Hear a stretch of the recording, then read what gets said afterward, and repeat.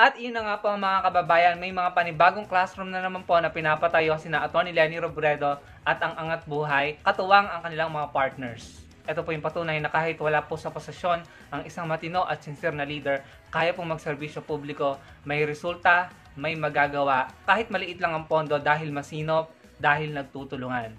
Pinangunahan nila Atty. Leni Robredo, Sir Rafi Magno at Sir Barry Codera ang groundbreaking ng 4 na classrooms sa Don Manuel E. Abela Central School at Rosario V. Maramba Elementary School sa Naga City.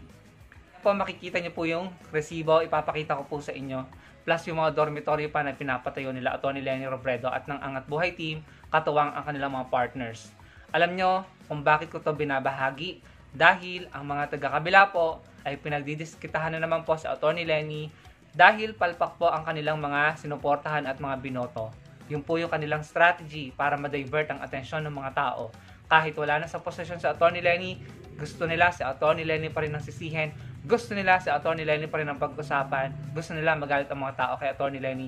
Dahil po palpak sablay ang kanilang mga binoto. Hindi nila ito matanggap dahil may ego sila at may pride. So hinahanapan po nila ng negatibong mapapag-usapan si Atty. Leni. Unfortunately for them, wala po silang makikita. Sa katunayan, puro proyekto at magagandang balita ang makikita natin ngayon na ginagawa ng Angat Buhay at nila Atty. Leni Robredo.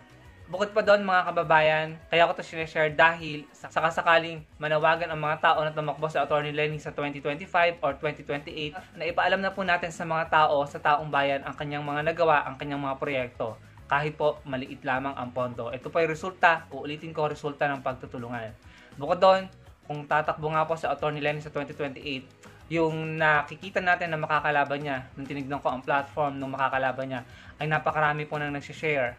Daan-daan, mahigit sa 100, meron pa po libo-libo. Tapos nung tinignan ko yung mga post ng Atty. Leni sa kanyang platform at sa kanilang Angat Buhay Facebook page, kokoonti po ang nagsishare, kokoonti po ang nakakaalam ng kanilang mga proyekto. Kaya naman po ay tinutulungan ko sa Atty. Leni at ang kanyang team na ipaalam sa mga tao kung ano ba yung kanilang ginagawang mga proyekto na nakakatulong sa bansa, sa Pilipinas at sa mga Pilipino. Kayo naman po na aking mga followers at subscribers dito, malaki pong bagay ang ginagawa nyo kapag po kayo nagla-like ng ating video at kung kayo po ay nagko-comment sa ating mga video. Nakakatulong po yan. So yan lamang po muna ngayon ang gusto ko ibahagi sa inyo. Maraming pong salamat sa inyong pagsuporta. Magpapatuloy po tayo sa pag-share ng tamang impormasyon, sa pag-raise ng awareness at paglaban sa fake news. Maraming pong salamat.